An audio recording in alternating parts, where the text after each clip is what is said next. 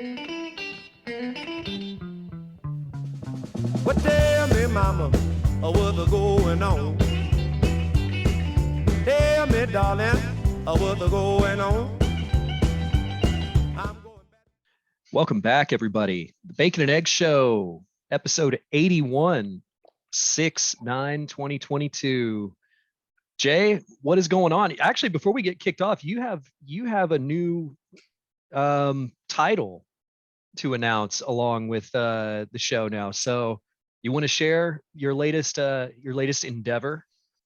Yeah, thanks, man. Thanks for bringing that up. I am now a fantasy football contributor for drroto.com. So happy to do that and try to spread the bacon and eggs empire a little bit out throughout this great nation. No, shouldn't have gone that far with it. But no, that's happy to be doing that as well. Writing for drroto.com, did a Sirius XM fantasy sports radio appearance last weekend, so gonna sort of take off with that and see where it can go. So yeah, thanks for bringing that up, man. It's just, we got to doing this and it's a lot of fun, and doing this stuff for Dr. Roto is sort of one of those things where, hey, if new stuff comes up, we're going to keep spreading our wings and flying, and it's pretty exciting to do. So yeah, thanks for bringing that up, man. Oh, of course, man. You never know where these things could lead, so it's fun to see it. So, well, man, let's get right into it. Let's we got some catching up to do, and also, I mean, there's a lot going on currently, and I think that's what we're going to focus on here today, because a lot's happened since the last show, but a lot is happening now. So let's kick into the cup of coffee with a little Women's College World Series talk. I mean, we can go bright side here, which is that the Longhorn softball team has made it to the National Championship Series, and as an unseeded team going into the Women's College World Series. So there's the bright side. The downside and the negative part of this is that they're playing Oklahoma in the championship series, and game one didn't exactly go the way that the softball team would have liked. 16-1 final score in game one. Yeah, ladies got on board early. No, not at all. Ladies got on board early in the first inning, got on the board early, I should say, early, scoring that run in the first inning, and it was downhill from there. Oklahoma is a buzzsaw, man. That's a really, really good team. That's some great hitters and some great pitching. Just, what you would expect for a team that is playing in the championship game, except they're just on another level. And if the Longhorns can stick around in that and make it a game on game two and force a game three, that'd be great. It's just anything can happen.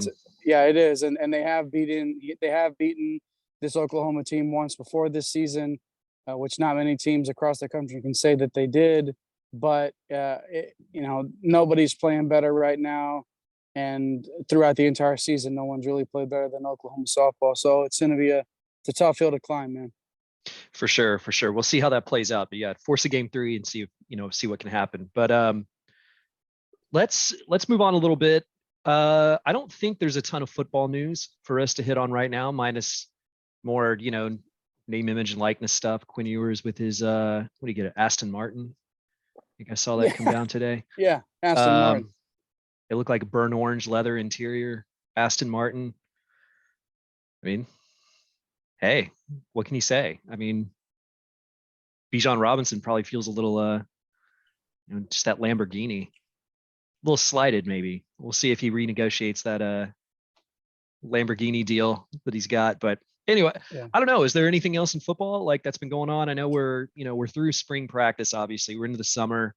The summer players, enrollees have shown up at campus, and I mean, we're not far away to where we start really hearing about preparations for the season and actually playing some football games instead of just trying to guess what this team is going to look like. So.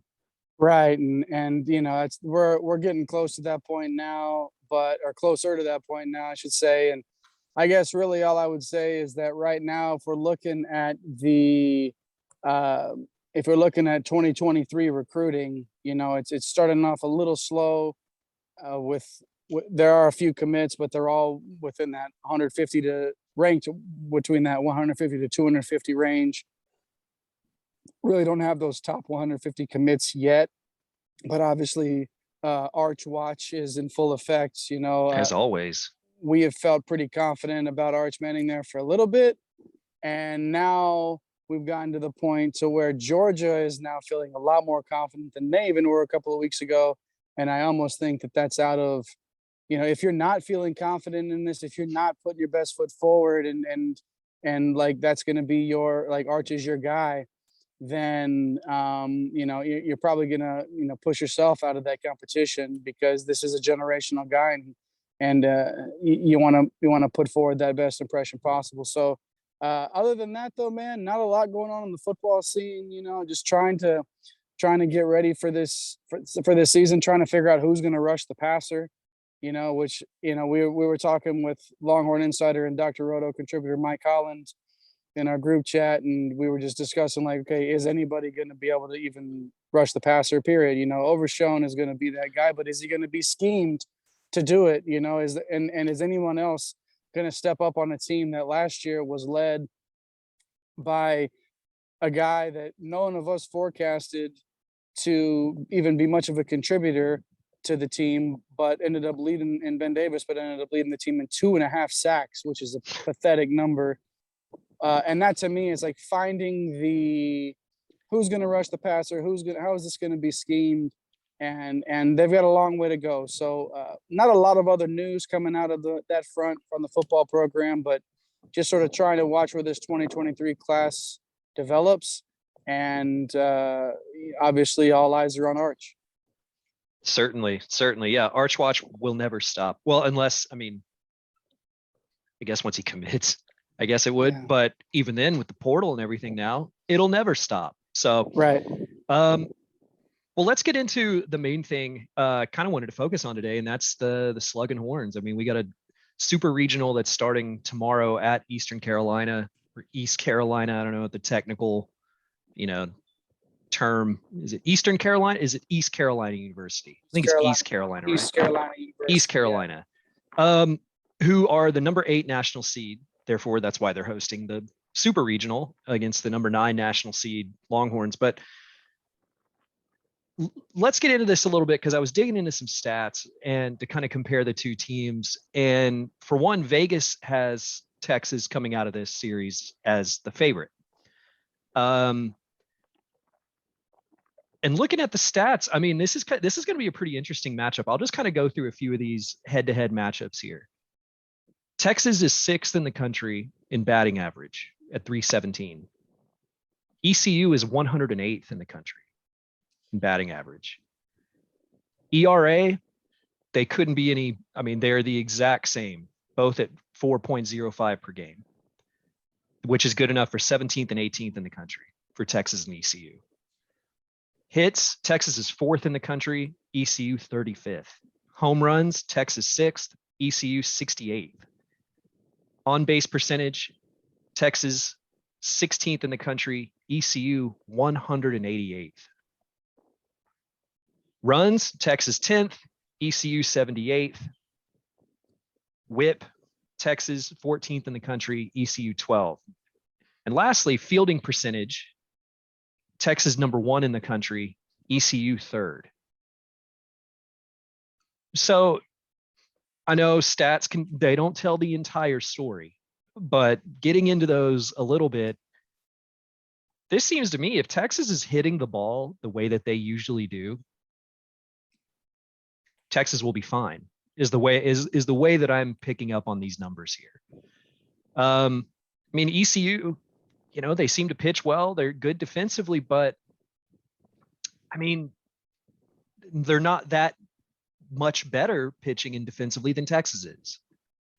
So what is it going to take, I guess, to kind of flip this around a little bit? What is it going to take for ECU to get through Texas at home in this super regional? Is it, they don't hit the ball the same way Texas does. Is this just going to have to be a defensive lockdown weekend for ECU to have to get out of this super regional? In my opinion, this is Texas's series to lose. And by that, right, they're going to have to not be themselves. So whether that means, you don't see that good day one starting pitching, which, you know, that's the key. That's been the key to Texas's success, is that Friday pitching, starting off a series with that victory. And you know, that's where I feel like that, if as long as Texas gets their best out of Hansen, gets their best out of, you know, he needs to go 7 innings. You don't, what I would like to not see in the first game is to get into that bullpen early. I don't want there to be that to me, if you get Right. to the starting pitching early, if you get to Texas early, and then you're forced to stretch that depth a little bit out of the bullpen, that's where I feel like ECU can really take advantage of it a little bit. But what you don't expect that to happen. And I really do think, if like you were leading on, if Texas is themselves, that's why I feel like they're the favorite in the series, because they just got to play their brand of baseball and do the Yeah, and they things don't that have to they do do anything well. too special above and beyond what they typically do. Like Totally agree. this isn't a matchup where Texas has to show up and you go, yeah, Texas can win this if they play to a higher level than, you know, the numbers suggest that they played at all season. Right. And this doesn't, again, stats don't tell the whole story. You know, ECU's got a good home environment. It's going to be a raucous atmosphere. You know, it's a chance to go to Omaha. There's a lot of factors that come into play, but I mean, if Texas just doesn't come out deer in headlights, then the Horns should be okay going into this. And because yeah, I mean, just ECU, they don't look like they tear the cover off the ball with the bats. And if that's the case, then I mean, Right. but like you said, if Texas gets in a hole early pitching wise, that could totally change everything. But yeah, I mean, I kind of see where Vegas goes. Okay. Yeah, I think even though Texas is technically the lower seed and playing on the road, that the Horns should take care of business and make a repeat another trip to Omaha. Yeah, and that's a hell of an environment too that they're going to play in. And Right. ECU plays really well at home. They played really well at home all season long. Don't have but a handful of losses there at all, so they do have that going for them. Teams that play well most teams play well at home, but the teams that play really well at home are the ones that you often see in these situations capitalize on that. So Texas has to be really aware not to let that away environment, I guess, that road environment get to them. And I think a lot of these guys are ready. They've been in these positions before. They've played in these types of tough environments, loud environments, good college baseball environments. And then you add on top of that the guy that should be the National Player of the Year across all awards in Ivan Melendez, which if ECU doesn't find a way to get around him, like, he is going to make them pay just like he has everyone else this season.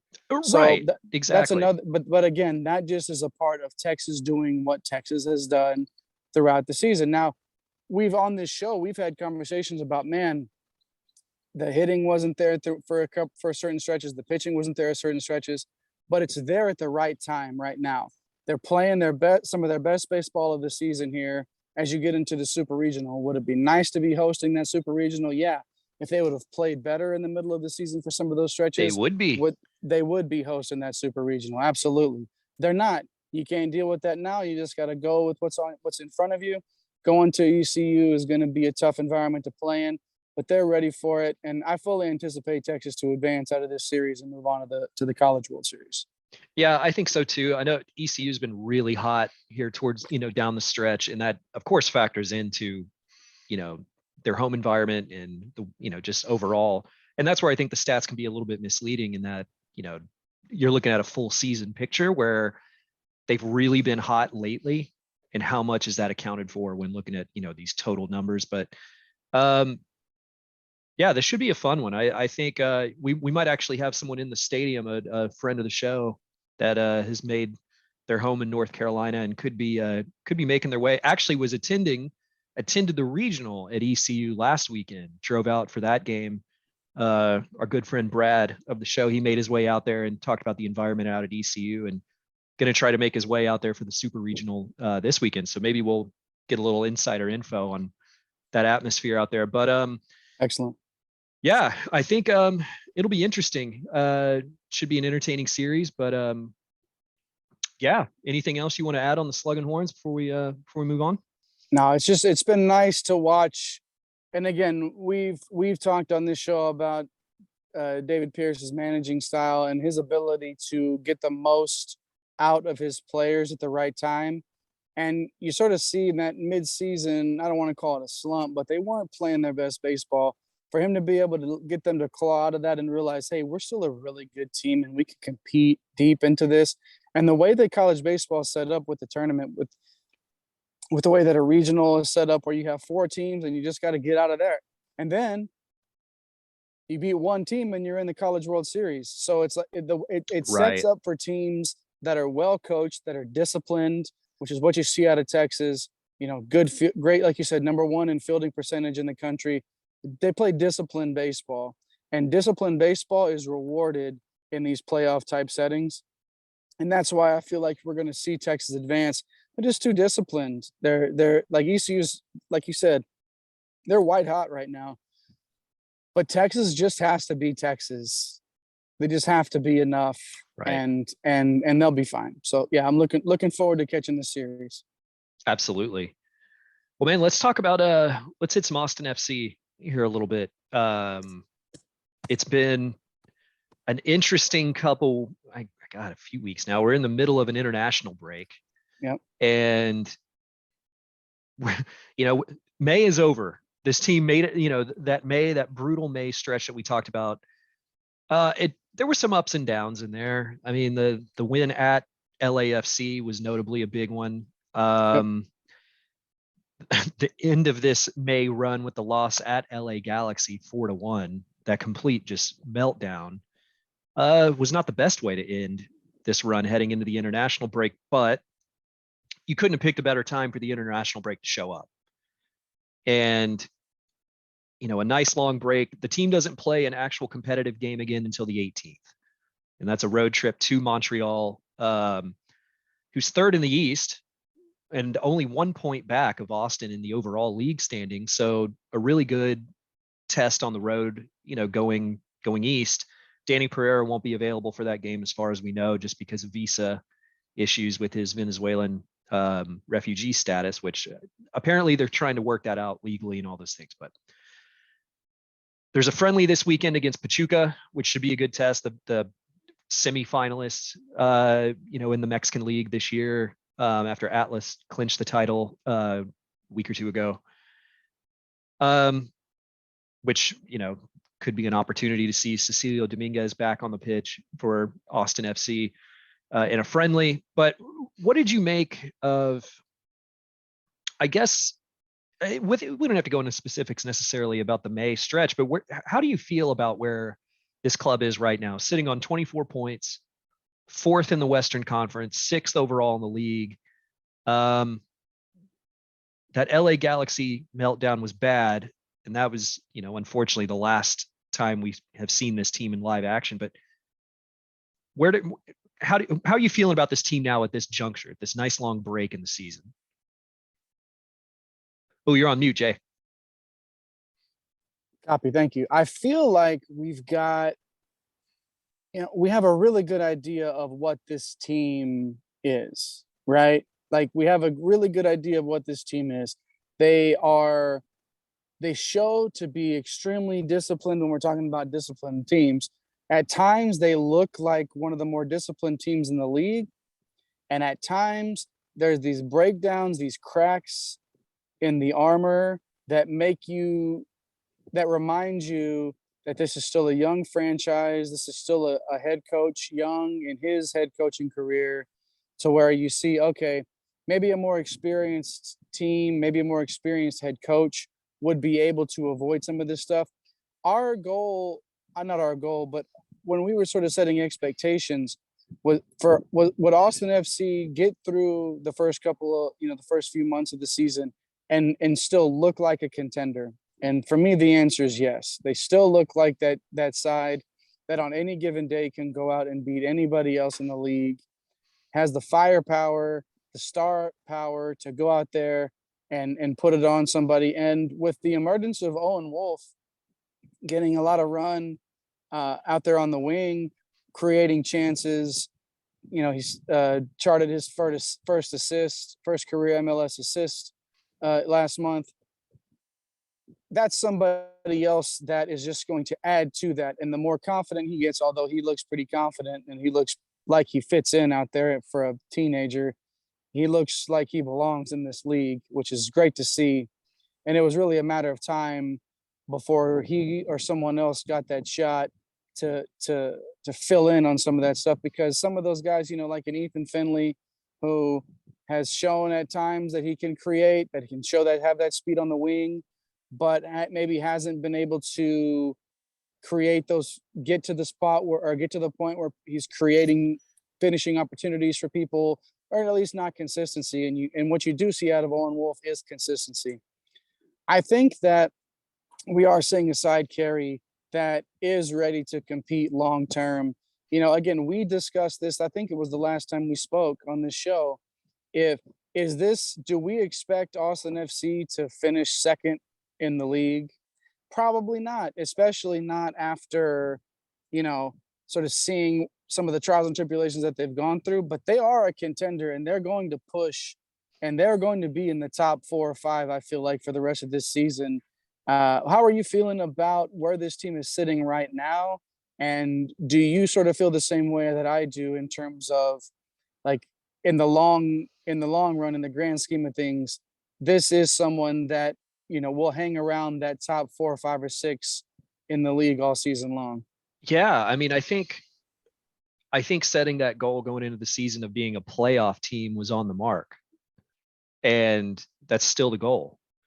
And while this team, is 1 point off of second place in the West, and a few weeks ago was sitting alone atop the entire league, I think I think that's still reasonable. I don't think saying that this is a team that's going to get, first overall in the West, or, in the league or anything like that is going to necessarily happen. Because over the course of a season, I don't know if this team has the depth and the experience to really make that happen. You look at some of these other clubs like LAFC, New York City, the defending champs, like those teams that have the depth and the experience, they've gone on long playoff runs. They've done, it's good to see Austin compete with them, and being able to go to LAFC, and even as ugly as it was, get a win out of there.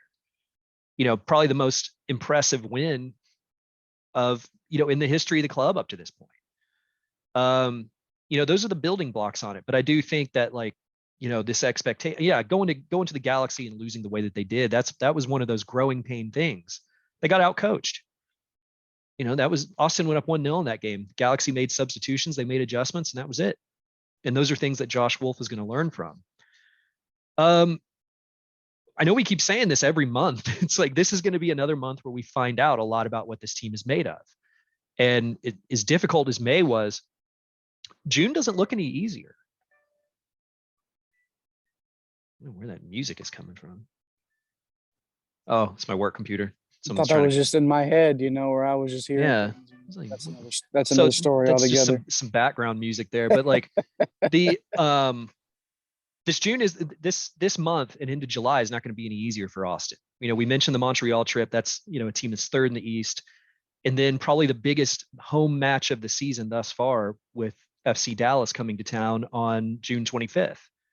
And Dallas right now is 1 point ahead of Austin and sitting in second in the West. You're talking about a big rivalry game with an opportunity to cement that spot atop of the state standings and towards the top of the West. That's followed up by 3 away matches. And that's, at Charlotte, which Charlotte's not great. They just fired their coach in their first season. You talk about stability. But they're a team that's nicked some points here and there from some good clubs. And I mean, that's not going to be an easy test. Then at Colorado, who is either beating the top teams in the league or losing in spectacular fashion to them, you kind of don't know what team the Colorado Rapids are going to look like when they show up. And then going away to Atlanta, which is going to be a really difficult test.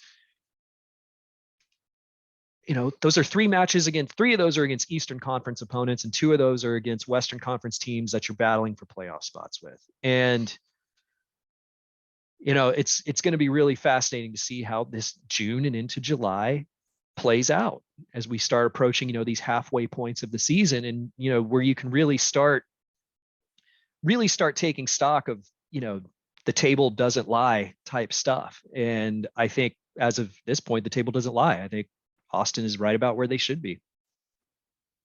Agreed. Yeah, I saw firsthand Colorado and Nashville on my trip out to Denver here recently, and there's a lot of talent.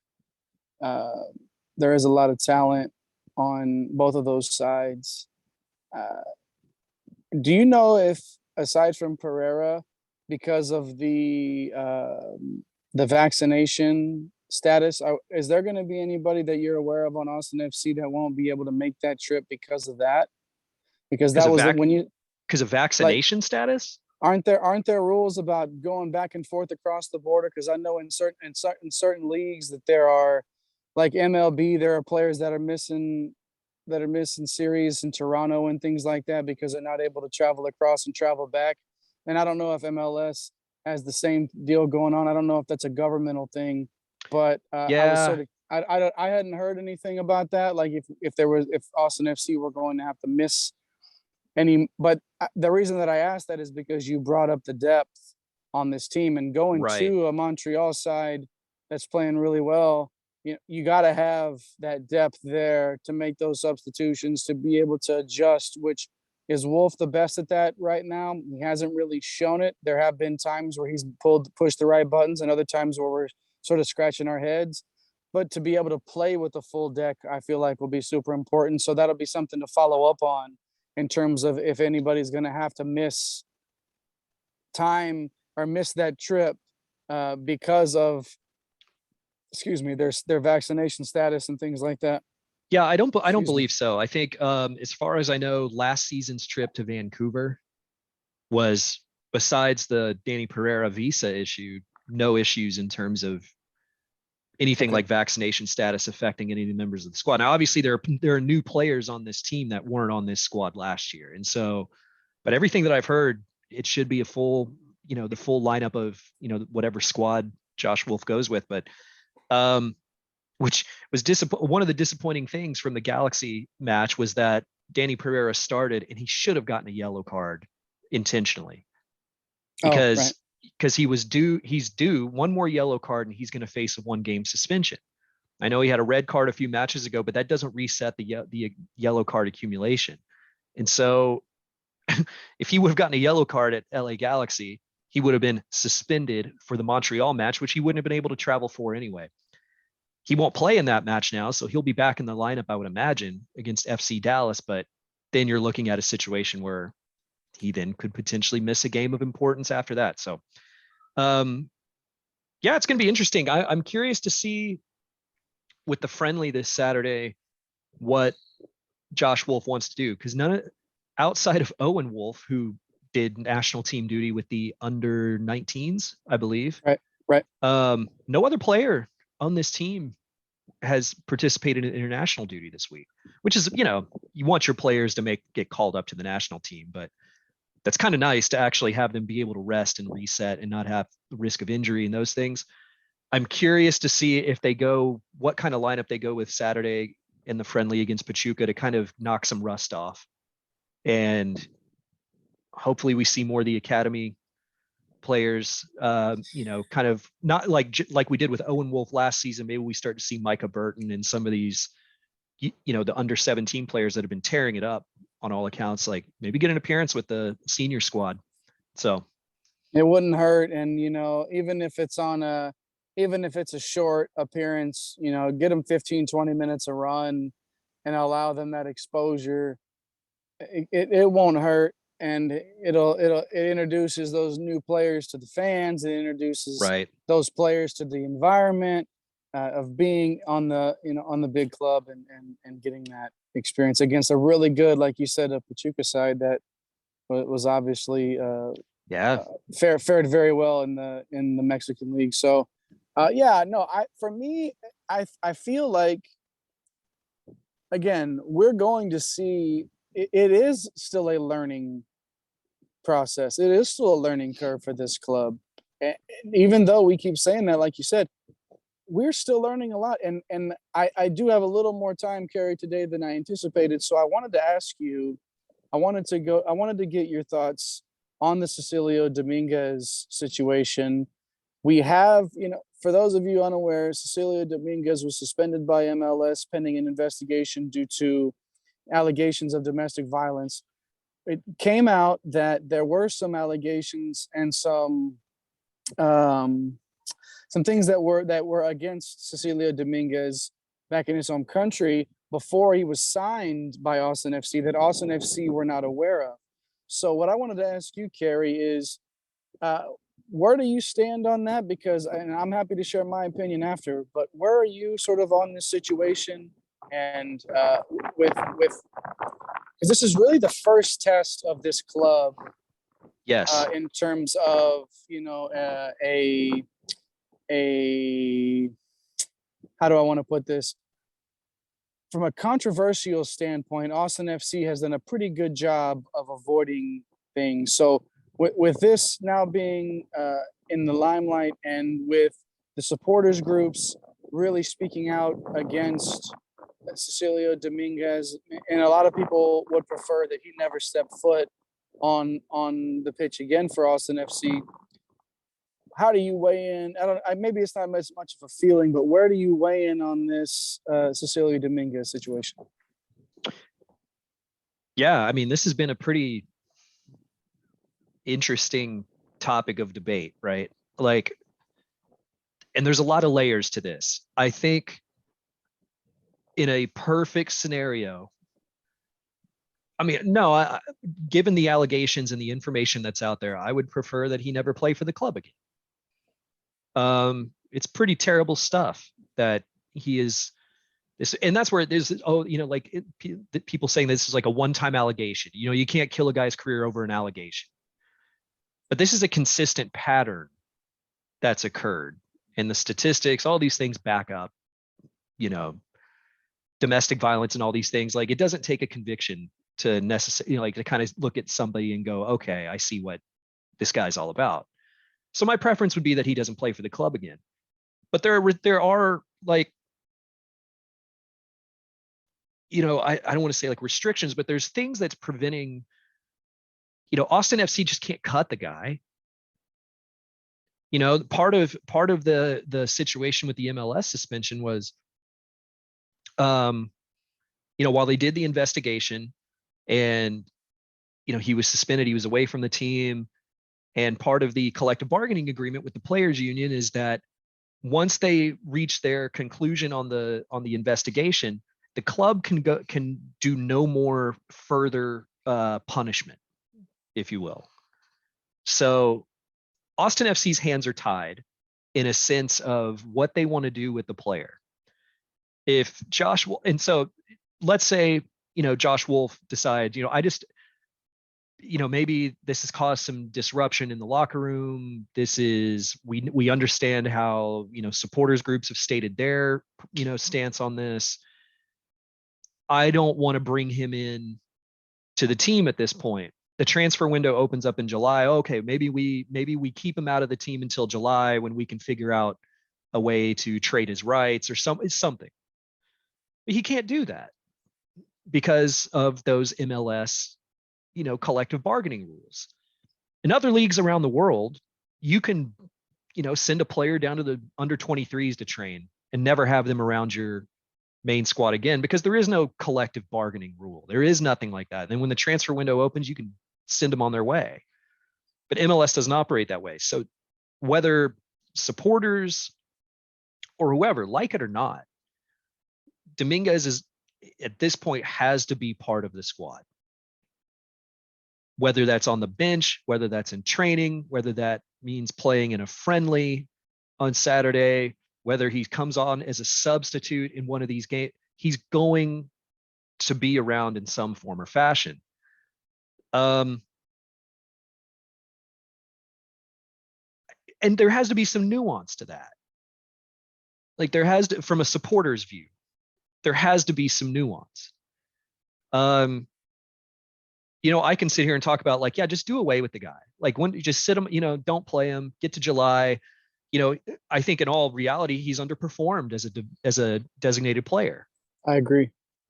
So I think in that, take all the allegation stuff aside. If you were to tell me that, like, if none of this stuff happened, we get to the summer and there was an opportunity to sell Cecilio Dominguez and open up a designated player spot for more of a position of need or a player that's a better fit, I'd be all for it, because you look at what Sebastian Driussi's done. That's what a designated player is supposed to do for you. Yep. And he just hasn't lived up to that. So like from a football side of things, I don't necessarily care if he appears in the lineup again, and find a deal and move him on. But you talked about Ethan Finley. We talked about kind of the winger situation here. Owen Wolf has played well. I don't think it's at that point right now, but what if his form takes a dip? Do you just go, all right, play Ethan Finley on the other wing when you've got Cecilio Dominguez sitting there? And again, like it or not, and supporters and fans can voice their concerns however they see fit. The reality is Austin FC is limited in what they can do about this situation at this point. And he's going to play, and people might as well get their head wrapped around that and accept that that's going to happen. And whether they then in July move him on or whatever, we'll see what the future brings on that. But I mean, I know that's kind of a long-winded answer to what you're asking, but I mean, I think, am I going to cheer for the guy? I mean, nah, not really. I mean, but I want to support the team because the team deserves support. You don't want to take away from what the rest of these guys are doing that we watch on a week in and week out basis. Yeah. The work that they put in. I'm not going to not cheer for them because of one player. I don't know if that sums it up at all, but No, I think it does. I think you make your point on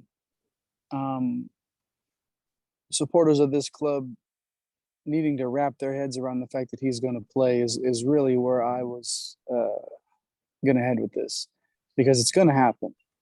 Like, he's going to play, whether it's in this friendly, whether it's in Montreal, whether it's whenever this season kicks back in before this July window. I feel like he's going to play, and supporters of the club just have to understand that you treat it however you want. But I think the biggest test for Austin FC is going to be, okay, when they have the ability to move him in this transfer window, give the guy a fresh start somewhere else, get it out of your hair. But until then, you have an obligation to win football games. You have an obligation to put the best players that give you the best chance to win on the pitch in that moment. You don't want to penalize those players, like you said, that have been busting their tail, that have been, some of them have been overperforming, if we're being honest. Oh, sure. Yeah. But again, is that more of a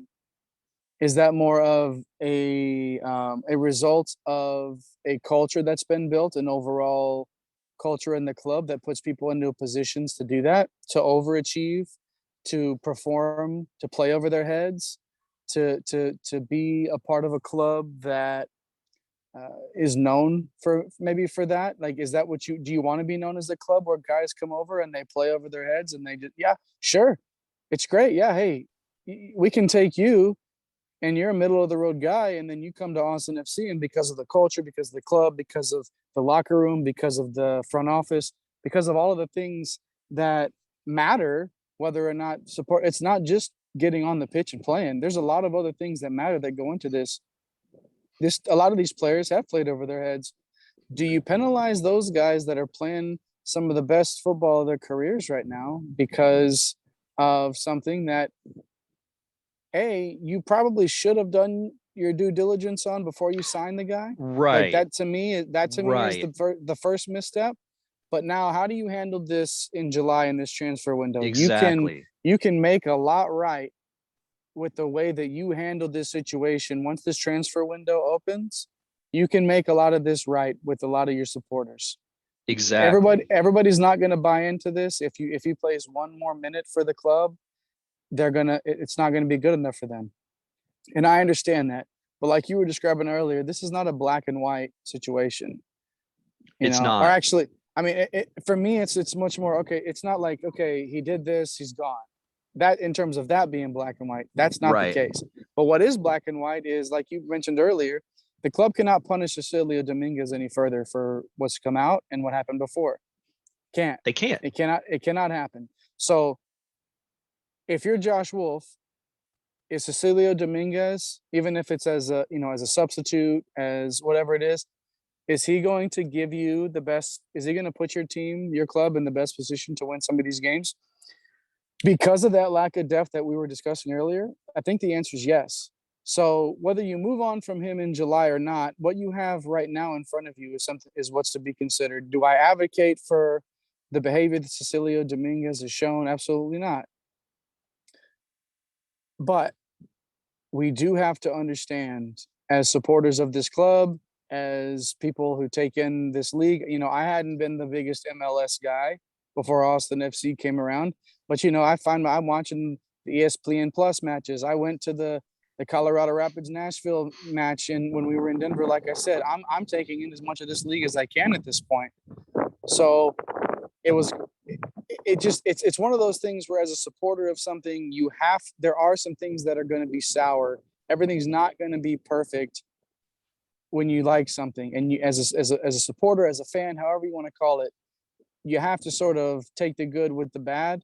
And I think that they will, when they're bringing in these guys, they will do more of their due diligence moving forward. Right.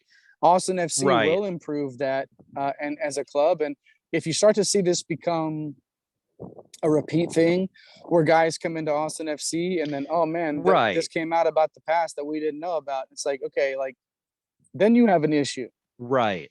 But I'm willing to give Austin FC the benefit of the doubt here, allow them the chance to make this right when they can make it right, as soon as they can make it right, and then go from there. So this club has done fine without Cecilio Dominguez. They'll continue to do okay, fine without him. But I like you said, I hope people understand that he's going to play. And how you respond to that is up to you.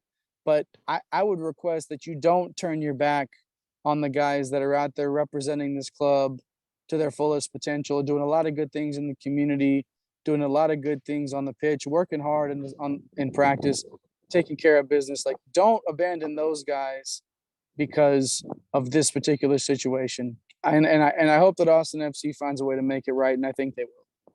Well, I will say that the timing and the schedule kind of helps out Josh Wolf in this regard, because besides the Pachuca friendly, there's only one home game, and that's the FC Dallas match on June 25th. The next home game after that is July 12th against Houston. So you're really only talking about, before the transfer window opens, one match at home in front of the entire, in front of all the supporters and all those things. Would it surprise me to see him get a little bit of run in the friendly, maybe make an appearance for Montreal, and then he goes in the big, in the big rivalry match versus Dallas, goes back to kind of what's been consistent? We don't see him. You may not see him play at Q2 again. Right. Yeah, because of the way that this schedule, sorry, the way that go this ahead. schedule wraps up, the way that this goes into July, that might be and I wonder if there's a little bit of Josh Wolf looking at that and going, oh man, thank God we don't have like 3 straight home games. Right. Or a really dense schedule in there. Cause he mentioned it. He said he heard the supporters. He knows what the stance is. And like you said, could they have done some better due diligence? Sure. But everything they've done after the fact, you couldn't have asked more from the club. The support, the investigation, the way that they've handled this all up to this point, you couldn't, besides the due diligence initially, you couldn't have asked for a better response. And I think that they're going to go into July with an opportunity to, like you said, carry this through. And, this is a lesson learned. I think it's a lesson learned for Austin FC, because I think that is going to be something that's present in vetting of any potential new players, is that, hey, we have, a sizable amount of supporters that do the research. They do look into the past of these players.